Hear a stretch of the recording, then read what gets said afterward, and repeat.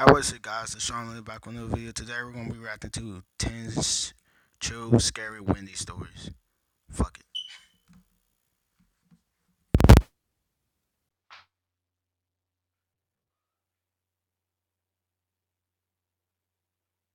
Asked, trying to force down my smile. Without even looking at me, still staring out the drive-through window and keeping both hands on it to make sure it didn't open, she said to me, "There's someone outside." "Is it a drive-through order?" Dave wondered. "No, I mean someone came from the woods. They ran right up to the window. They tried to climb inside while I was right here," she explained nervously. "That's weird. Do you want me to go outside and shoo the guy away?" I asked. "No, just stay inside." "Probably just some prankster," Dave assumed. "Someone desperate for some YouTube views." I asked Aura if I could go ahead and lock up the lobby just in case, and she said yes. I think we would all feel a bit more comfortable if the place was locked up tight. I was seconds away from walking out from behind the counter when the door rang. Someone had just entered. Now, the front of the building was almost entirely glass. If someone had pulled up, we'd have seen their car.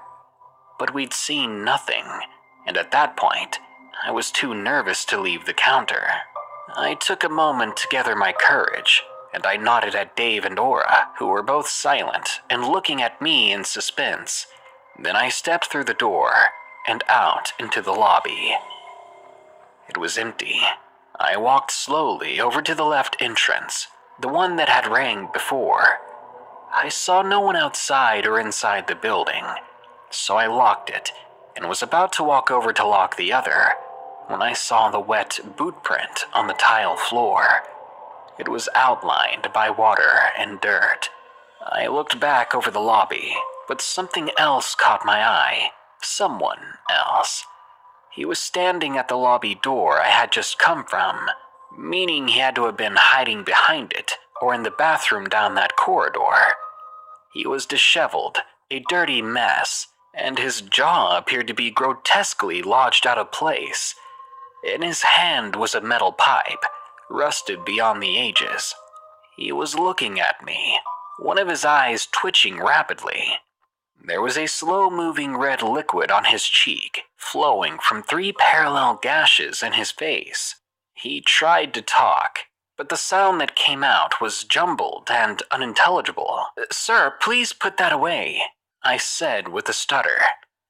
He walked toward me, then raised the pipe in the air above his head, as if to say, "You mean..." I'll be like, you come near me, I'm gonna kick you in your throat. Raise the pipe, my ass. Hold up, what is this? 4 true stories about school. But yeah, no, no, don't come near me. Why haven't y'all left yet? That's what I don't understand. He stumbled suddenly, bringing him inches from me when Dave came out of the lobby door and put him in a chokehold. The man dropped the pipe and fell to the ground unconscious in seconds. He had passed out, not from the chokehold. We called an ambulance and the police, and they towed away the stranger. No charges were placed, though. There was no need to after we heard his story and the report. The man was a homeless man. He had been holed up in those woods for the past few years, never really bothering anyone. That night, though, he had been attacked by, I kid you not, a cougar. Clawed his face up real good and broke his jaw clean.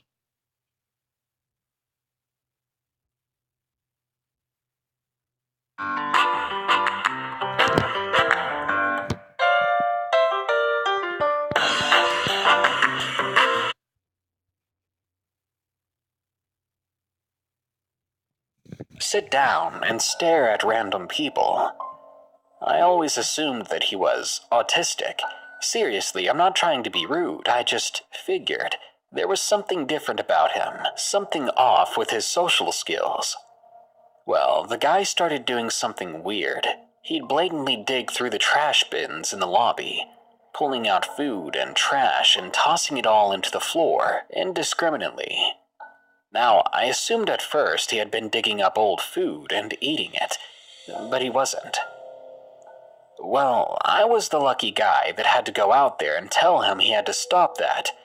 When he didn't listen, I tapped him on the shoulder and said it louder. He stopped, stood straight up, towering over me, and he began to cry. Never have I went from irritated to... What you crying for? You the one that decided to dig in the trash. And that's just plain weird. So fast. He walked out of the store, and I thought that was that. It was around 6:30 when I was told to go home for the day, if I wanted to, as it wasn't very busy. Of course, I took them up on the offer. I clocked out right away and began to walk to my car. It was that time of year when it was already completely dark by 6 o'clock, so it was a bit eerie walking to my car. I got to the door and was trying to find my car key when someone tapped me on the shoulder. I was startled. I literally jumped, dropping my keys like an idiot as I turned around to see who it was. It was the boy, the big guy who had been digging in our trash cans earlier, and he had the angriest look on his face, a look that said he hadn't forgotten what I did to him. He had his right hand up in a fist, palm facing upward. He was holding something. He looked me in the eye, then went to his hand.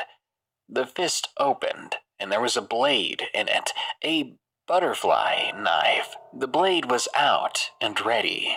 Where in the world did he get that, I wondered. See, now this is the time where you're supposed you supposed is that thing still? This is the time where you need to beat him up. He pulled out his fist. And he has a blade. I would have kicked him in his throat. That's it. What are you doing? I said, then slowly leaned down and grabbed my keys. He just kept staring at the knife in his hand, like he still wasn't sure if he really wanted to use it. Luckily, it gave me plenty of time. I found my car keys, unlocked the door, and sped away. Even when I was on the road, when I looked back, he was still there staring at the knife in his hand in the parking lot. He hadn't moved or shifted even a millimeter. The sight sent... Yeah, that's really weird. But oh my god, I'll see y'all later. I'm coming back with new scary stories. But fuck this. This is really weird.